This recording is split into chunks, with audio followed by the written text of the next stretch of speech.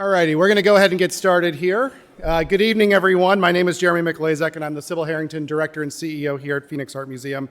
And on behalf of the museum, we are absolutely thrilled to welcome you this evening to the 2024 Spring Lenhardt Lecture featuring Lily Stockman.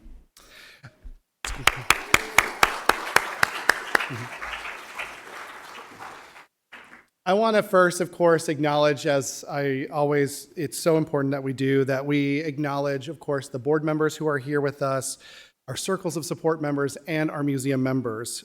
We want to thank you for your support and your engagement, and you are truly at the heart of this institution, and we are incredibly grateful for your ongoing commitment to the museum. And also, too, I want to say that, these Lenhardt Lectures continue to really inspire so many people, and it's because of your generosity and your support that we're able to continue this incredible program. Tonight's lecture is an ongoing series and made possible through the generosity of Dawn and David Lenhardt. David's joining us this evening, so thank you so much. I think I'm going to have to put your name on that seat because I think you sit in it every single lecture. So it's great. I know where you are. But this initiative was started in 2017, and the Lenhardt Contemporary Art Initiative has really helped the museum deepen its commitment to contemporary art. In 2021, we've expanded the commitment and the initiative to support the diversification of our artists in the museum collection, and of course, through this particular Lenhardt Lecture series. And we've had some incredible speakers over the past couple years, including Rashid Johnson, Otis Kwame Kikweko, in conversation with Larry Ose-Mensah, and most recently this past fall, Leonardo Drew. Tonight, we have the privilege to hear from Lily Stockman. And if you haven't had the opportunity to see Lily's painting, we have an incredible diptych from a recent series that she produced called Methuselah, which was really fascinating because we had multiple projects at that time named Methuselah in the museum, which was really great. Two artists, two projects, but it's really incredible to see this particular work, which is on view right now in Katz, Maine. So we encourage you to go see this beautiful painting. So Lily was born in Providence, Rhode Island, and is now based in the Los Angeles area and Joshua Tree. Her work is informed by generative and mysterious forces of nature, along with her experiences of living in and frequenting Los Angeles, the Mojave Desert, and a remote island in Maine. With a distinct color palette of glowing tertiary colors, her compositions are ethereal and undulating, but contained within a geometric and boundaried forms. In her work, Lily references a wide range of inspirations from natural phenomena like vernal pools, mineral licks, birdsong, and black ice, to Shaker gift drawings, medieval hocketing, portable Renaissance altarpieces, and poetry meter. Lily's work is in the permanent collections of the Hirshhorn Museum and Sculpture Garden, the Museum of Contemporary Art, Los Angeles, and the Orange County Museum of Art, among many others. We are thrilled, of course, to hear from her now, and also, again, the featured painting Methuselah, which is now in Phoenix Art Museum's permanent collection, made possible through the generosity of Dawn and David Lenhardt. We hope you enjoy hearing from Lily this evening. I've had a little preview of some of the slides coming up, and I think we're in for a really fantastic lecture. So thank you so much for being here this evening. It is truly a privilege to have you here, and let's give a warm welcome to Lily Stockman.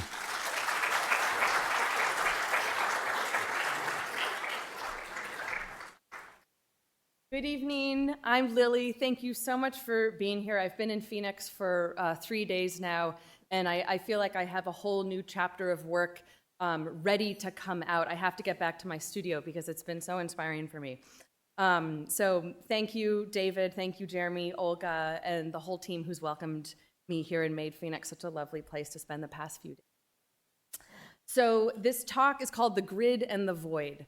I make paintings that are relatively abstract paintings that come out of the landscape, and I need a container for those ideas.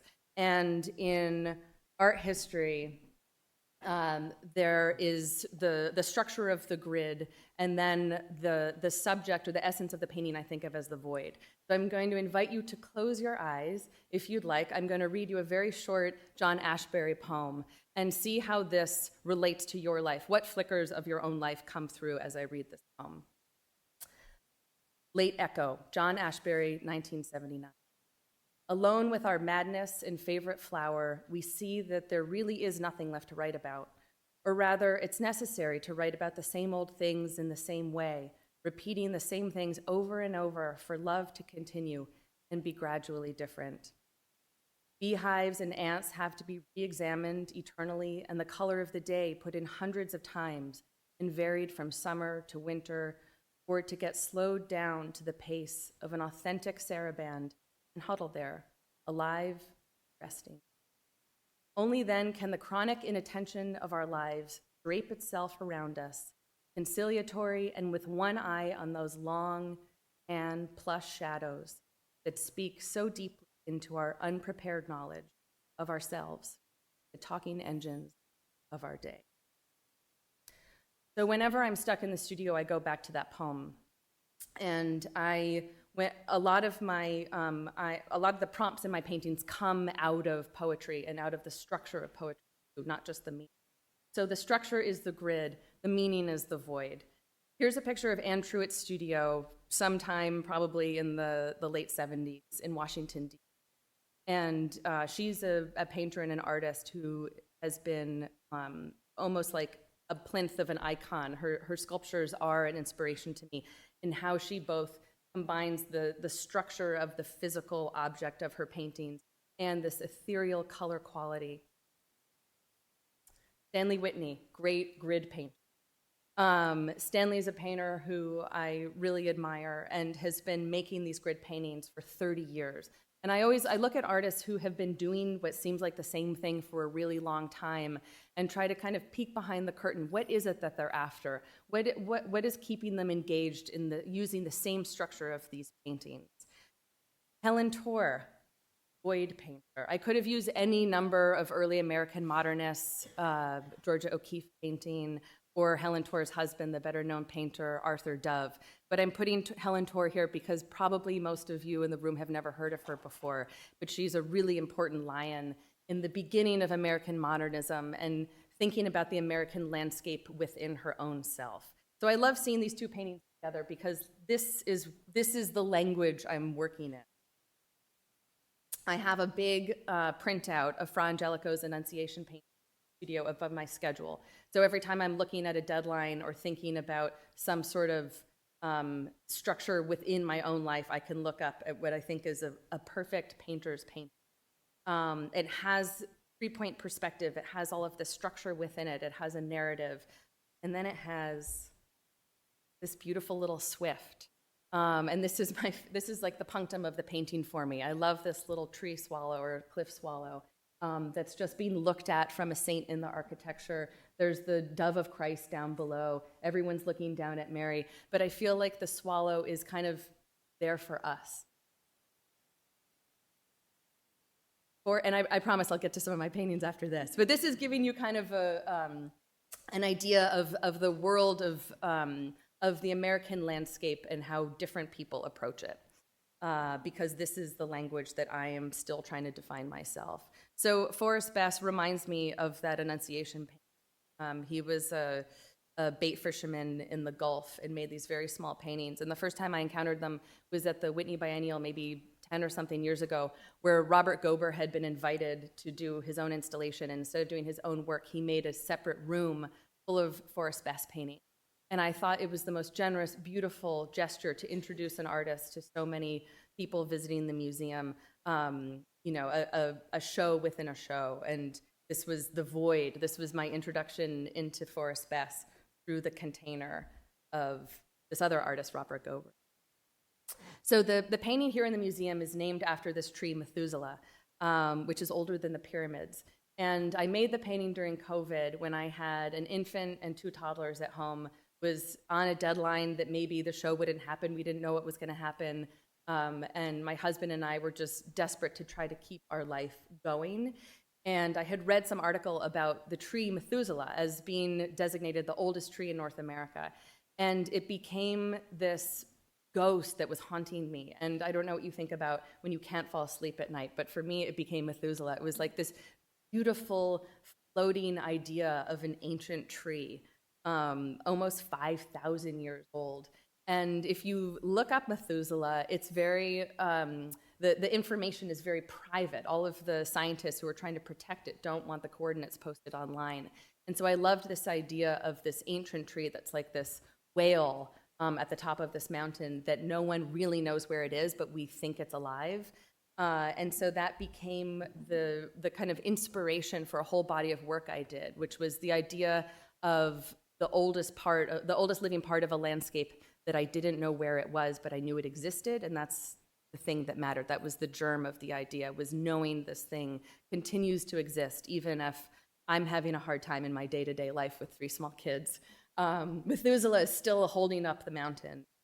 And it was the first painting I did. I was having a hard time making an actual landscape painting, so I tricked myself into doing it by making 2 portrait-oriented paintings and putting them together. And so it was almost like arriving at getting to the top of the mountain by kind of going all the way around it several times.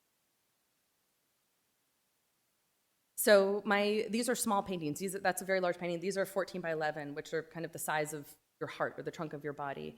And my paintings are a way to access some sort of memory or connect to a certain place that's really important to me through the natural world. So in 2020, I grew up on a farm in New Jersey, and I was visiting my parents, and I was walking in the woods with my daughter in the spring, and we heard this bird song, and I couldn't remember the name of the bird, and my mom said, "Oh, it's spring, it's a wood thrush."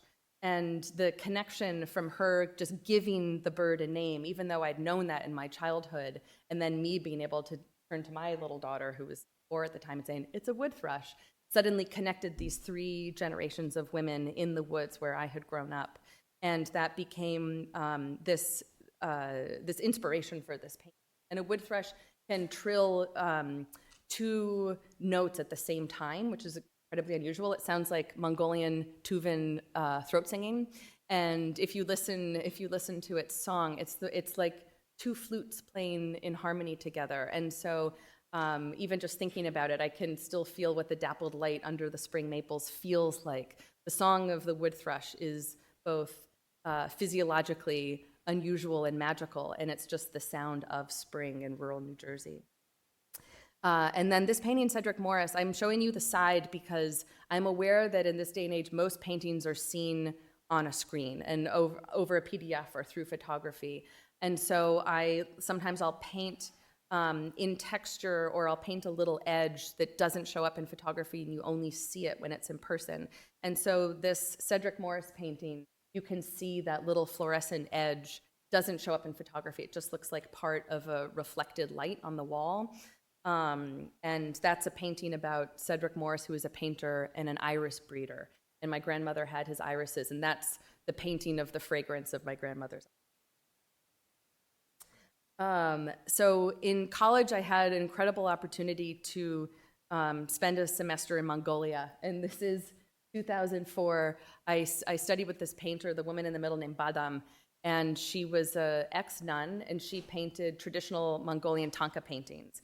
And so I spent a couple months painting the underpaintings for her painting. So she would do the drawing, and then she would kind of give me some paints, and then I just the painting, kind of see what happened. And I didn't speak Mongolian, and she didn't speak English. And so we had this language together where she would kind of wink at me if I made a mistake, and then I would try to figure out what I did again. And we reconnected on Instagram recently, which has just been absolutely remarkable to see what she's been up to for all of these years. And that experience really changed the way I thought about composition. I made hundreds of paintings for her, and the Buddhist iconography, that structure of the painting, is something that's kind of carried through in my practice. And then right before graduate school, I got a grant to study with a painter in Jaipur, Rajasthan, this guy named Ajay Sharma, who has a very traditional Rajput painting school. And you can see the shells down below the paint. That's how we ground pigment and then put it in the shells with gum arabic and water. And then that's the finished painting. Can't really see in this photo, but the bad parts I painted, like the orange body of the horse and the hoof, and then the beautiful, the mustache and the details of the hand, clearly that's Ajay's hand. And that's painted with a squirrel hair brush. And so watching Ajay paint was just this, it was almost like tuning an instrument or something. The motion was so small and refined and beautiful, and we all sat on the floor. And that was the first time I really connected my own physical presence, the first time I thought about how my own body is moving on this very small scale. And those ledger papers are roughly the same size as the small paintings I work on now. So I've kind of carried that scale with me and the idea of these borders that are the containers. So I grew up the oldest of 4 girls on a hay farm in New Jersey. And this is a picture. My dad has a website that's jerseyhay.com. If anyone's looking for some nice Timothy in the audience, if you want to pay shipping. And during my thesis, I went to NYU for grad school, and during my thesis show, my dad he made photocopies of Bob's Hay for Sale, quality Timothy for horses and cows, and put them all over the NYU Barney building with his phone number with the little cut thing. And it was graded as part of the thesis show. Someone thought it was a performance piece. And that's just my dad, guys.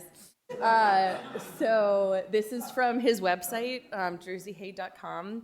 And this is a picture that he took. He was very proud of this stacking job. There's a whole art to stacking hay so that air can still circulate. And on the right is an Agnes Martin exhibition poster, which I love, having the exhibition poster with the folds in it instead of just the picture of the drawing or the painting, because it's a hay wagon with hay on it strapped down. It's truly, this is the grid as I see it. So I spent summers growing up mowing hay. This is either me or my mom or my sisters tedding hay. And I think it took me a long time to realize that spending hundreds of hours going around a hayfield probably somehow got into my language of painting until it was pointed out to me. So this is a painting meadowgrass, which was the beginning of when I started to kind of loosen up my brushwork and have more activity in the brush, a more legible surface. And so that's Bob from overhead. And what a beautiful drawing is that. And then that's a detail of a painting of mine on the right. And so I think once I kind of made that connection, then I couldn't disconnect from that. Suddenly that became the drawing of a hayfield. Those little loops that get stuck where the hay wagon goes around the corner become like the brush marks of a filbert brush. So that detail was from this painting called Asphodel from last year, which is 84 by 60. This is more hayfields, not our hayfields, neighbors' hayfields along the Delaware River, and a big painting called Hay Season. This is just for scale to show you how big that is. This is in my Glass Hill Park studio. I've been there for a year to kind of show you the different scales that I work on. And the Rajput miniature paintings are the size of that small one. So I went to undergrad at Harvard, which isn't known for its painting department, but it has this incredible small department. It had the resources of this great institution. And I took a forestry class where we would go out to the Harvard Arboretum, which was right next to Walden Pond, where Henry David Thoreau's shack is, where he wrote Walden. And we just had to write about the trees. And so I had this whole journal from that period of time just writing about what was happening in the woods. And here's a painting that probably came out of that time of watching ice melt and freeze and flow, and the shifts in that landscape of a frozen body of water over time. I'm really interested in the relationship you have to have with a landscape in order to notice it change. So this is a painting, Frost Heave, that could look like a horse's hoof or lungs. I don't have an idea of an image when I start to make these paintings. It kind of starts to emerge, and then the titles come at the end. But now, for me, this is a painting about what happens when the earth is freezing and melting and rising up in these.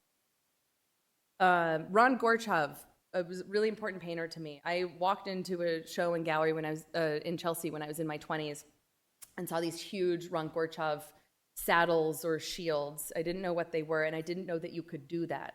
And I ended up meeting him and his daughter towards the end of his life at a little bar in Red Hook near Chicago. And his daughter told me, I asked her after he left, I said, so what are they? what are those shapes in his paintings? And she said that they had never asked him, but she always thought it was from the contrapposto pose, that space. Got frustrated drawing from a life model, and so he just drew the negative space right here. And I thought, genius. This guy's having a lot of fun. Ron Gortov really liked to make paintings, and that's what I got from looking at. Okay, the evolution of finches, right? Okay, these are my finches. So I make a body of work all together, and I think of them almost like Darwin's finches. You know, some have a nut-cracking beak, some have a seed-eating. And each painting, it's almost like an accordion book or a multi-layered Rorschach or something. The next painting informs, the previous painting informs the next one. Alice Neal's portraits, and especially now that I have reproduced, I think that these paintings speak especially to me. The tenderness and frankness of her mothers especially are incredibly powerful to me. And I now think, after seeing a show at the Barbican last year, 2 years ago, I've started to think of my really large-scale paintings in relationship to the small painting, almost in this kind of familial relationship. So New Mother, the one on the right, is that small painting, the picture. Once I'm stuck, I start the paintings on their own. It's usually, they start with a prompt of color, and then I get stuck, and then I do the drawings. And so the drawings, I don't have a plan. I'm not illustrating a point in the paintings. The paintings kind of start on their own, and then I usually hit some block, and then I'll do some drawings. Bottom left says, energy flies off, underlined, and out, underlined. Not contained.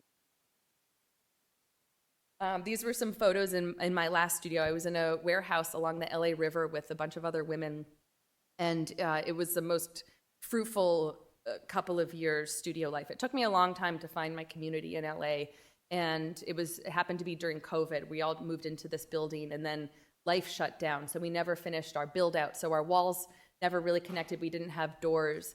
And the studio became this beehive. It was this very porous vessel for holding all of these different types of artists. That was a really happy time. This is the road out to this little cabin that my husband, who was in the Marines and was stationed in 29 Palms, we fell in love with the Mojave Desert out there when he was in his 20s. And then he got out, and we bought this little cabin off of Old Woman Springs Road, and otherwise known as California 247. And it's where two geological periods meet each other, and there's this enormous wash. And when you drive at speed, your stomach drops. And I love the idea of an invisible landscape, or what are, like the warbler or the thrush, you know, that's just hearing that bird song opens up some sort of memory bank of this sense of place. And knowing I can go with my eyes closed as a passenger, driving over this dip, and I know exactly where I am, and I know that the creosote is going to smell differently when I'm on the other side of the wash. And so driving, maybe that's because I live in LA now, has become a pathway into a lot of painting for me now. This was a show at a Georgian townhouse in London last year, which had a lot of mirrors in it. And chandeliers and fireplaces. And so this was the first time I really had to consider the architecture as the vessel for the paintings. And now there's no going back. I don't think I could just make a show without knowing what the space was. And so the painting on the right I knew would be viewed when you come in through a mirror. This was a very different building. This was a neoclassical townhouse in Athens. And I knew that it had these wonderful mullions on the windows, and so I was playing with those as part of the exhibition when I installed. For the past 2 years, I've been working on a project based off of Emily Wilson's new English translation of the Odyssey, which I highly recommend listening to. Claire Danes reads it, and it's gripping, and it's better than what you read in high school and remember. And I was interested in it because Emily Wilson translated it into iambic pentameter, and so that's what sounds correct for the English-speaking ear. Da da da da da da da, has this galloping movement to it, And so I made a whole body of work with a friend of mine who's also a painter. We did a 2-person show in Athens together about the idea of translation. And one of her beautiful passages talks about Odysseus on the raft. He can't believe he's still alive. He's woken up after this big storm. The ship has been destroyed. And instead of the rosy-fingered dawn, which is how we kind of remember dawn in the English translation, she calls that moment of the light changing in the sky, touch the sky with roses. And I thought, isn't that a beautiful action? Like the movement of the gods or whomever just touching the sky with roses, and then the day is illuminated. And that became the title of this painting. And you can see the paintings have many layers. The photo on the right, you can see there's a red underpainting and then this kind of scumbled brushwork on top of it. This was from the same Athens show. So look to the right, that tall, slender passageway. You have to really kind of turn sideways to go into the room. So it's this kind of condensed space, and then it opens up into these beautiful volumes. And then this is a different floor, but how different that is between the daylight and then the soft evening light, what that does to the invitation or the expulsion from this space. This is just a process picture. It shows you how I make the painting flat, then packing up to touch the sky with roses for its big journey. And then this is reality. This is, I think my friend who shoots my work could only come on a Saturday, and I didn't have childcare, and my husband was doing something, so baby Freddie got to come along.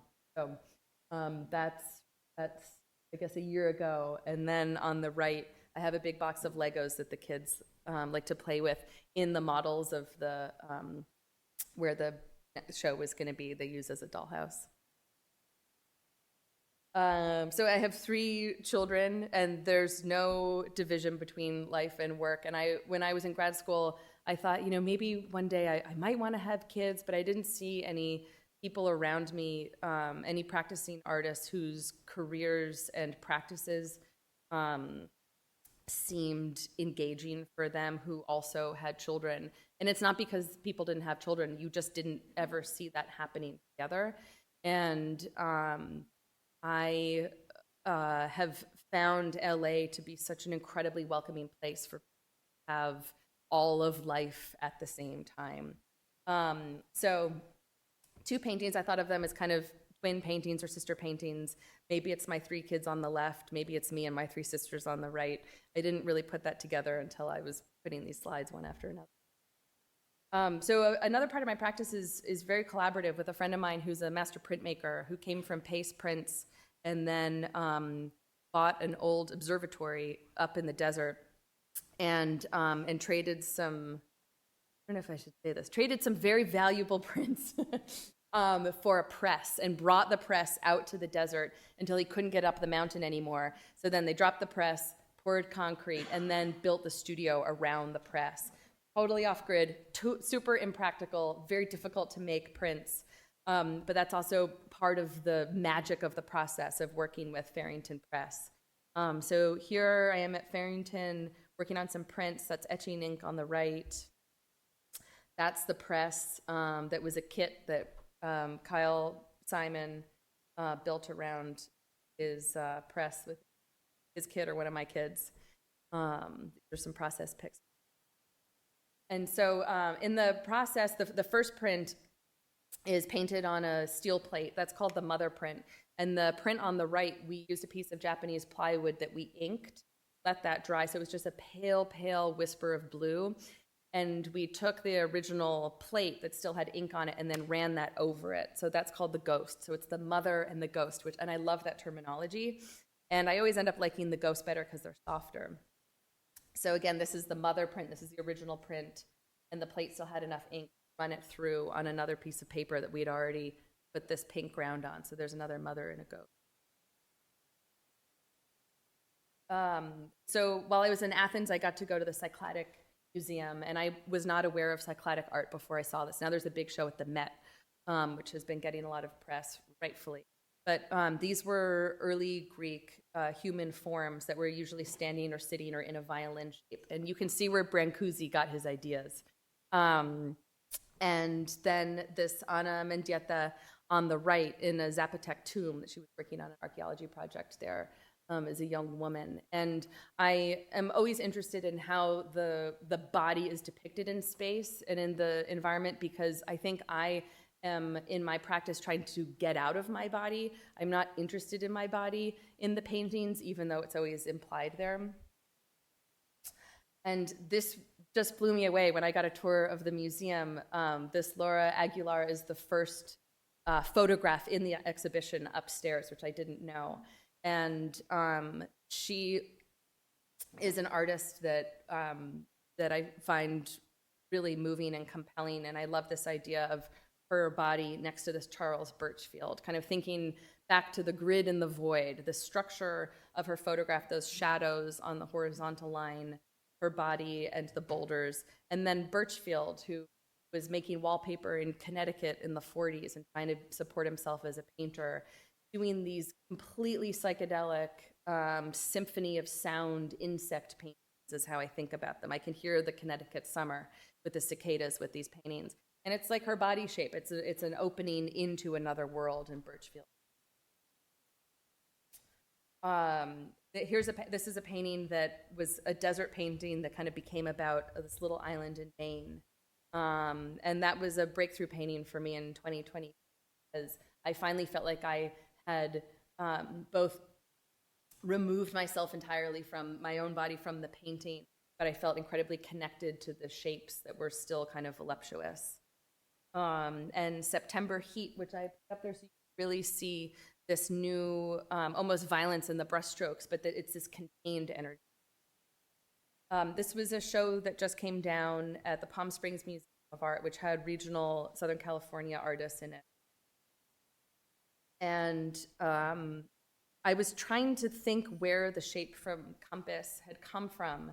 And I was looking back through photos I'd taken of the Agnes Pelton show at the Whitney, which started here, of course, and then went to the Palm Springs Museum. And I'm sure this has just been lodged in my brain for all of this time. And which is all to say that there are, going back to the Ashbury poem, there are no new ideas. I had no new ideas. This was a painting that was so deeply absorbed into my psyche that it had to come out in another way. And that's the Mojave Desert. This is the landscape that has given my practice its colors and its grid and the void. That's it.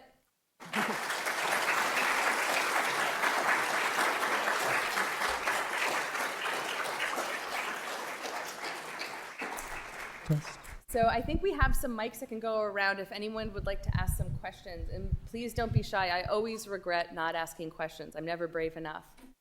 So be emboldened and ask whatever your heart desires.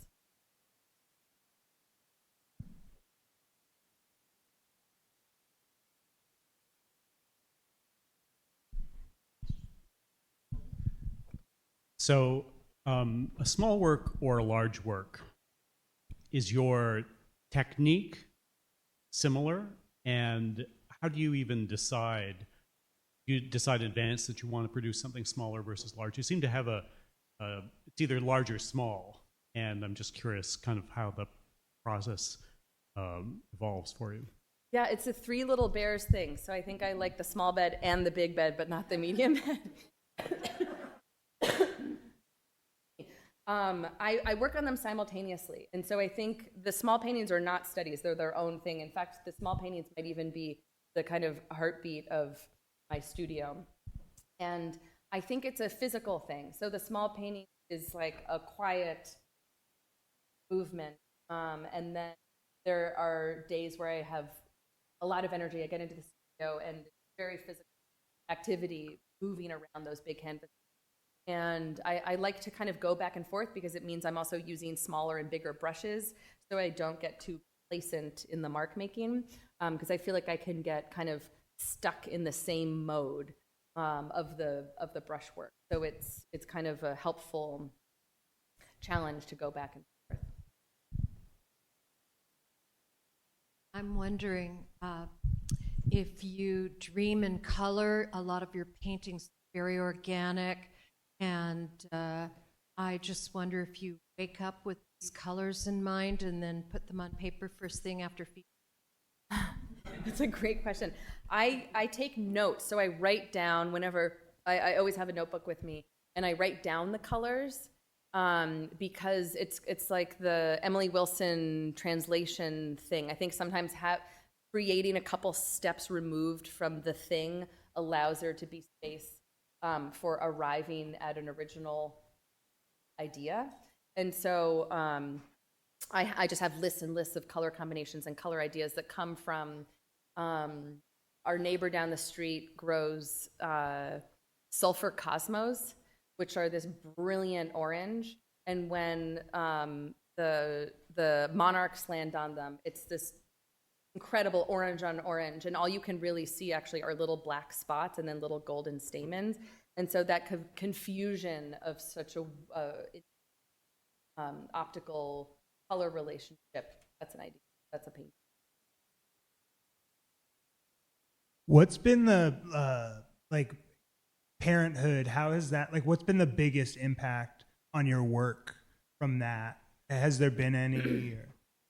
I mean, it's really hard. I think the first baby was the hardest because he didn't have any resources for childcare in the beginning, and I had a professor from undergrad, a painter who lives in Vermont, and said, you have to keep painting. It doesn't matter how you do it, but this is when people, especially women, stop their careers because of the realities of raising children and the cost associated with that. And it was the pep talk that I needed. I was never going to stop painting, but I also had a day job at that time, and so I really needed a little talk to just. I brought small paintings home, just in those early timeless times where you're awake every 3 hours. I felt kind of panicky that I wasn't at work, and that was very stressful and not ideal. And then second baby came around, and I could relax time and just enjoy it, knowing that I practice created better structure. And then the third and final baby, I cannot have any more babies, is really easy to fill, and that made it a lot easier. But I also have an incredible husband, and none of us would be able to. We've created an ecosystem. My studio, like, they're practical things. My studio is 5 minutes from home, 5 minutes from school. I can bike most in LA. So we've kind of created the ultimate conditions to be able to our work. And it gets easier. Yeah, I really am attracted to your work because it seems to me that you work in what would be called an abstract style, but actually it's not abstracting, it's looking at something and recreating it, differently on canvas. It's actually to do with your emotional life and your psychic life and the meaning of the things that are important to you, retranslated somehow in your painting. And I just find that to be a very unique and interesting way of thinking about making images, because when people talk about abstract art, they talk about non-representational or sort of things that don't have clear objective or physical resemblance, things that are made up. But yours are not made up. They're actually real and meaningful in terms of your own understanding of your life and your world. I find that very impressive and interesting. So I just wanted to thank you for making this presentation, which I found really interesting. Thank you. It's very generous of you.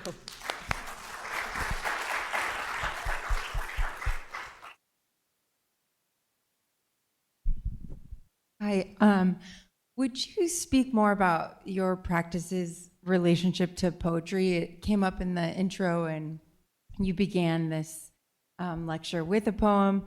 And so, would you speak more about sort of its relationship to your work? My grandmother, who passed away about 15 years ago, studied poetry, and her thesis advisor was Nabokov, and he was in the U.S. at the time, and he taught at Wellesley College. So she was at an all-women's school studying poetry with Nabokov, and I think that that became a part of the family's world. And my mom was an English teacher, and she made us memorize poetry, which seemed incredibly boring and tedious, but I'm so grateful for that. And that was kind of part of the structure of our family time. And then it went away in high school. It was more when we were young, and I kind of came back to poetry in college, not in any sort of special way, but it was really actually when I was super pregnant and trying to make paintings, and sometimes too physically exhausted to be working on a really big scale. So I would sit back in this horrid recliner I have in my studio and kind of pull out Emily Dickinson or some of the things that had been real comfort in childhood. And Maureen Galais is a painter who has a show at Gladstone in New York right now, and she taught at NYU for a number of years, and that's the reason that I went to NYU for graduate school. And Ballace, look her up. And her paintings are about so big, and she's a New England kind of regionalist painter in many ways, and she makes these beautiful little landscapes. There are never people in them. They feel to me like Emily Dickinson poems. You are invited in, but you never have full access into the emotional life of the painting. So in some ways, they're kind of austere, and I think about her work a lot when I read Emily Dickinson. And so I kind of will use different poets to help me better understand what a painting is about, or sometimes to use the structure of the layout of a poem to think about an installation, and how, meter can speed you up or slow you down, and how you're reading. Same with scale of a painting in a room. Like if I have a bunch of small paintings, you'll slowly walk over them. You have a much, the invitation is into a more intimate space versus a big painting. I love watching people in museums because everyone has this kind of space cushion, depending on how much you are kind of beholding and then coming in. And language is the same way. I mean, actually, the layout, the layout on the page is something that I look at a lot. I have a question related to, moving from text to terrain.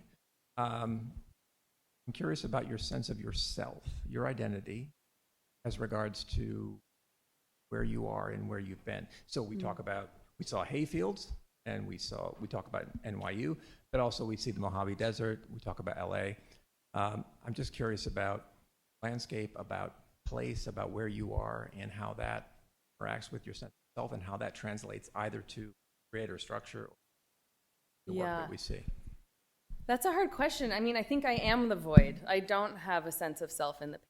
I think that's part of my project, is to go away, to be a bird, to be a hawk flying over the hayfield, or I have the bird's eye view of the paintings because I'm working on them flat. And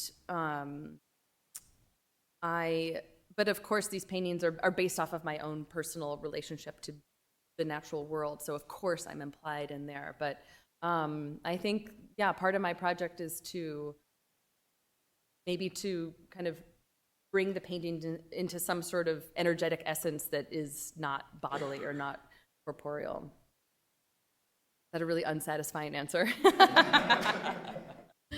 I don't exist. That's why I'm a painter.